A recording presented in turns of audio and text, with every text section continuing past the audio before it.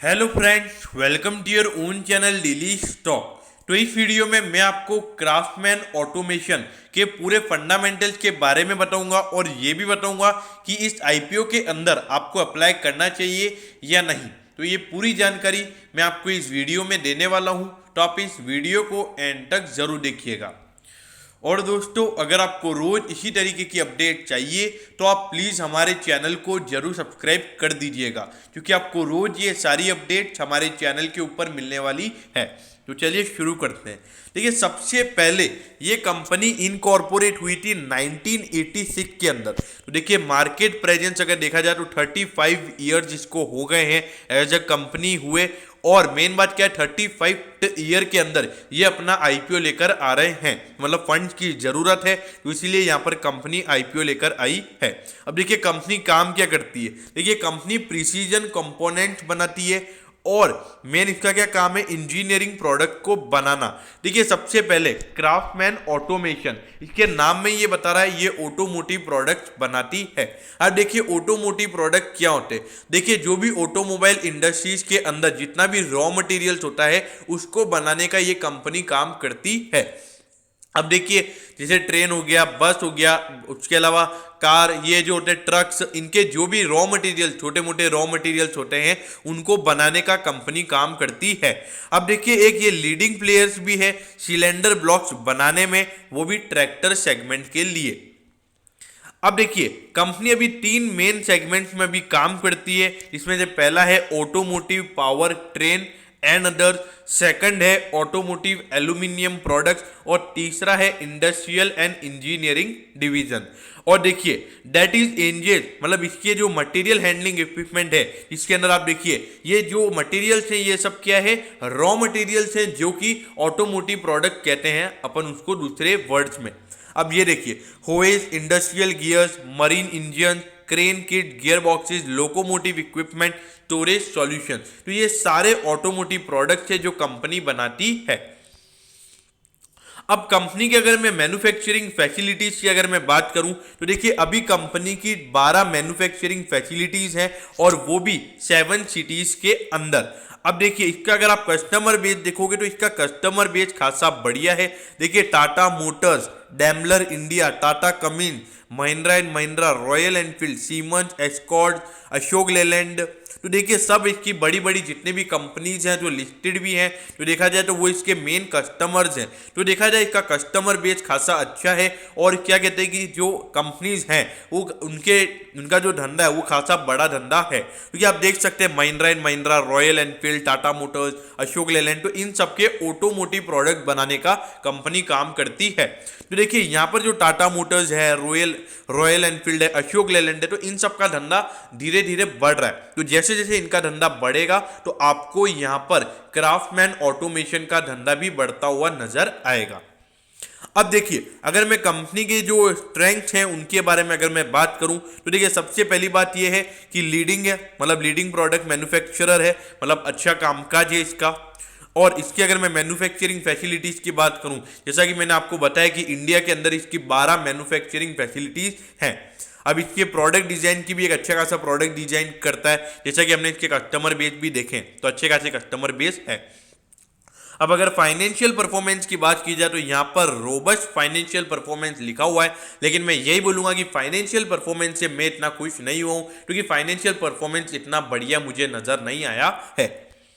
अब देखिए, यहां पर ये कंपनी आईपीओ लेकर क्यों आ रही है, मतलब इस पैसे का कंपनी क्या करेगी। सबसे पहले तो जो कंपनी की उधारी है उसको चुकाएगी, और जो कंपनी की मेन कॉर्पोरेट पर्पजेज हैं उनको मीट करने के लिए यहां पर कंपनी आईपीओ लेकर आई है। अब देखिए, यहां पर अगर आप इसके फाइनेंशियल देखोगे, सबसे पहले इसके प्रमोटर कौन है, श्रीनिवासन रवि इस कंपनी के प्रमोटर्स हैं जिन्होंने इस कंपनी को चालू किया है।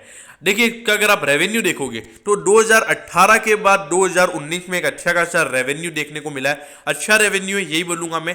लेकिन अगर आप उसके बाद देखोगे तो उसके बाद यहां पर कंपनी का रेवेन्यू बहुत ही गिरा है, मतलब लगभग अगर आप देखोगे तो 331 करोड़ यहां पर कंपनी का रेवेन्यू गिर गया, मतलब ऑलमोस्ट लगभग 15 से 18% का रेवेन्यू का डिक्लाइन आपको देखने को मिला है। अब उसके बाद अगर आप हाफ ईयर मतलब 6 महीने का मतलब अप्रैल से लेके सितंबर का अगर आप कंपनी का रेवेन्यू देखोगे तो वो नी के बराबर है, 536.5 करोड़ है। लेकिन उसमें अगर आप देखते हो तो 3 महीने का कोरोना आ गया था, अप्रैल से जून तक लॉकडाउन लगा हुआ था, तो उसके मुताबिक अगर आप सिर्फ उसका 100 करोड़ मानोगे तो लगभग 436 करोड़ होता है। तो आने वाले समय में 2 क्वार्टर का 436 करोड़ अगर आप मान के भी चलते हो तो इतना ही इसका रेवेन्यू जितना पिछले साल था उतना ही रेवेन्यू आपको इस बार भी दिखता हुआ नजर आएगा। लेकिन अगर आप उसके बाद नेट इनकम की बात करेंगे तो कंपनी की जो नेट इनकम FY 2018 के बाद 2019 में एकदम बढ़िया प्रॉफिट कंपनी ने कमाया था। फिर उसके बाद अगर आप देखोगे तो यहाँ पर कंपनी का जो प्रॉफिट है वो एकदम आधा हो गया, मतलब आधे से भी कम हो गया। और उसके बाद अभी 6 महीने में कंपनी ने सिर्फ 5.6 करोड़ का मुनाफा कमाया है। मतलब अगर आप मतलब लगभग 5 करोड़ का लॉस मान लीजिए, जो 3 महीने का जो कंपनी में धंधा नहीं चला, मतलब 50 करोड़ का भी लॉस मान के चलिए, तो भी यहाँ पर एक दिक्कत वाली बात है। तो वो मेरे ख्याल से ये आपको पता होना चाहिए। अब देखिए मार्जिन परसेंटेज की अगर बात की जाए तो 2019 में मार्जिन परसेंटेज अच्छा था, उसके बाद में लगातार 2 साल से मार्जिन परसेंटेज में गिरावट देखने को मिल रही है। तो देखा जाए तो यहाँ पर कंपनी की प्रॉफिटेबिलिटी और रेवेन्यूज में थोड़ी सी वीकनेस नजर आ रही है, जिसकी वजह से ये IPO में थोड़ा सा एट्रैक्शन आपको कम नजर आ सकता है।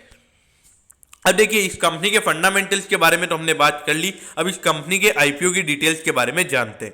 अब देखिए यहाँ पर 1488 से 1490 का इश्यू प्राइस है और एक शेयर की फेस वैल्यू है 5 रुपए।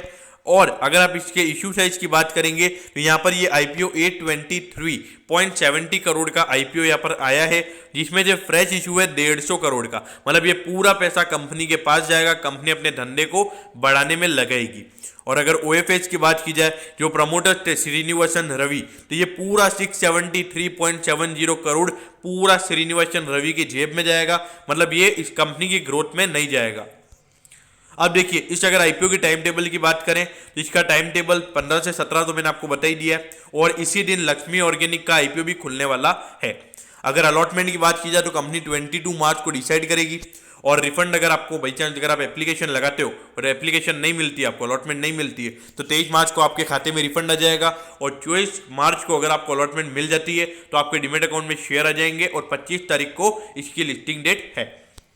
अब देखिए अगर मैं इसके जो रिटेल इन्वेस्टर्स वाली कैटेगरी है उसके अंदर मिनिमम 14,900 रुपए लगेंगे, क्योंकि आप कट ऑफ प्राइस पे लगाओगे 1490 रुपीज, जिसमें 10 शेयर होंगे। और आप मैक्सिमम 13 लॉट के लिए अप्लाई कर सकते हैं रिटेल कैटेगरी में, जिसमें 130 शेयर्स होंगे और 1,93,700 रुपीज आपको लगेगा, क्योंकि रिटेल इन्वेस्टर 2 लाख से ज्यादा की बिड नहीं लगा सकता।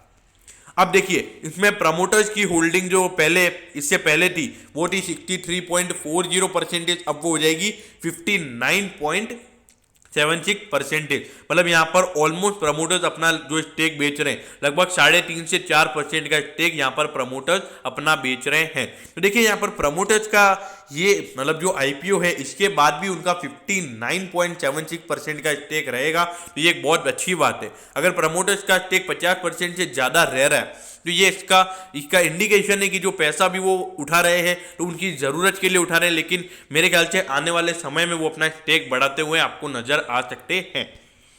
अब देखिए मैं इसके इस वैल्यूएशन की बात, इसका मेन वैल्यूएशन ही डिसाइड करेगा कि ये इसमें अच्छी खासी लिस्टिंग देखने को मिलेगी या नहीं। अब देखिए अगर आप इसका प्राइस टू अर्निंग रेशियो देखेंगे तो लगभग 73 का इसका प्राइस टू अर्निंग रेशियो निकल कर आता है। और अगर मैं उसके बाद में जो इसका ईयरली बेसिस पर मैं PE देखूं तो वो भी इतना खास लग नहीं रहा है, अर्निंग में इतनी अच्छी खासी ग्रोथ देखने को नहीं मिल रही है। तो देखा जाए तो फंडामेंटली थोड़ा सा ओवरवैल्यूड है, क्योंकि ये जो बॉश कंपनी है अगर आप उसको फंडामेंटली देखोगे तो वो अभी मार्केट में लगभग 58 के प्राइस टू अर्निंग पे ट्रेड हो रहा है। तो देखिए ये अपने जो इसका इशू प्राइस है 1490 रुपए का, उसके ऊपर इतने महंगे वैल्यूएशन पर मिल रहा है। तो देखा जाए तो फंडामेंटली महंगा है और ROE भी इतना तगड़ा नजर नहीं आ रहा है, सिर्फ 6.19% का ROE है, जो कि मेरे ख्याल से बहुत ही कम है और नेगेटिव भी है। लेकिन इसकी अगर नेट एसेट वैल्यू की बात की जाए तो ये 329.73 की है, जो कि अगर आप IPO के प्राइस बैंड पे देखोगे तो लगभग 4.5 से लेके 5 के बीच की आती है। तो अपने जो बॉश कंपनी है उसका भी लगभग 3.5 से 4 का प्राइस टू बुक रेशियो ही है और इसका भी लगभग उतने पे ही आ रहा है। लेकिन देखिए इसमें देखा जाए तो एग्जैक्ट थोड़ा बहुत वैल्यूएशन बहुत जितना ही है, तो यहाँ पर मेरे ख्याल से थोड़ा सा जो बम्पर लिस्टिंग आप एक्सपेक्ट कर रहे होंगे कि लगभग इसमें आपको 50 से 60% का लिस्टिंग गेन देखने को मिलेगा, मेरे ख्याल से वैसी उम्मीद आप इस आईपीओ से नहीं रख सकते, क्योंकि थोड़ा सा जो इसका प्राइस है वो थोड़ा महंगे वैल्यूएशन पर है। लेकिन देखिए पॉजिटिव लिस्टिंग आप एक्सपेक्ट कर सकते हैं, क्योंकि देखिए अगर मार्केट पॉजिटिव रहेगा तो ये तो कंफर्म है कि आप इसमें पॉजिटिव लिस्टिंग देखेंगे। तो देखिए मेरे ख्याल से जब तक मार्केट पॉजिटिव है आप इसमें अप्लाई कर सकते हैं। लेकिन देखिए दोस्तों उसी वक्त है ना कल्याण ज्वेलर्स का भी आ रहा है, 16 तारीख को कल्याण ज्वेलर्स का भी बिड चालू हो जाएगा और 15 तारीख को लक्ष्मी ऑर्गेनिक का भी आईपीओ चालू होने वाला है। तो देखिए 3 आईपीओ उसी एट द सेम टाइम आपके ब्लॉक रहेंगे, मतलब पैसे ब्लॉक रहेंगे। तो एज एन इन्वेस्टर मेरे ख्याल से अगर आपके पास, जिन लोगों के पास थोड़ी सी फंड का इश्यू है, तो मेरे ख्याल से आप लक्ष्मी ऑर्गेनिक और कल्याण ज्वेलर्स में लगा सकते हैं अच्छे लिस्टिंग गेन के लिए। और क्राफ्टमैन ऑटोमेशन के लिए मैं आपको नहीं बोलूंगा कि इसमें आपको अप्लाई करना चाहिए। देखिए मैं खुद इसके अंदर अप्लाई नहीं करूंगा। मैं पर्सनली अपना ज़्यादा से ज़्यादा जितना हो सकेगा मैं लक्ष्मी ऑर्गेनिक और जो दूसरा है कल्याण ज्वेलर उसके अंदर मैं एप्लीकेशन लगाऊंगा। इसके अंदर अगर क्राफ्टमैन ऑटोमेशन के अंदर अगर मुझे अच्छा सब्सक्रिप्शन देखने को मिलता है, मतलब सेकंड डे के दिन अगर मुझे अच्छा खासा मतलब लगभग 5-6 टाइम्स भी अगर ये सब्सक्राइब हो जाएगा तो मैं तीसरे दिन मेरी एप्लीकेशन भी इसमें लगा दूंगा। तो दोस्तों मेरे ख्याल से लिस्टिंग गेन के लिए इसमें आपको अप्लाई नहीं करना चाहिए और लॉन्ग टर्म के लिए भी मेरे ख्याल से इसमें आपको अप्लाई नहीं करना चाहिए। देखिए दोस्तों वैसे ये मेरा पर्सनल व्यू है, इसका आपको मतलब कंफर्म नहीं मानना है, आपको अपनी खुद की एनालिसिस करनी है, फिर इस आईपीओ में अप्लाई करना है। मतलब अप्लाई करना है नहीं करना ये आपके ऊपर है। तो मैंने जो एक डिटेल्ड एनालिसिस मेरे को देना था और मैं होप करता हूं कि आपको डिटेल्ड एनालिसिस अच्छा लगा होगा। अगर आपकी कोई भी क्वेरीज हैं तो आप कमेंट सेक्शन में कमेंट कर दीजिएगा, मैं जरूर आपके कमेंट पर रिप्लाई करूंगा। तो दोस्तों अगर आपको वीडियो अच्छी लगी हो तो प्लीज़ वीडियो को लाइक कर दीजिएगा और रोज इसी तरीके की अपडेट्स पाने के लिए चैनल को सब्सक्राइब करना ना भूलें। Okay, thank you, have a nice day.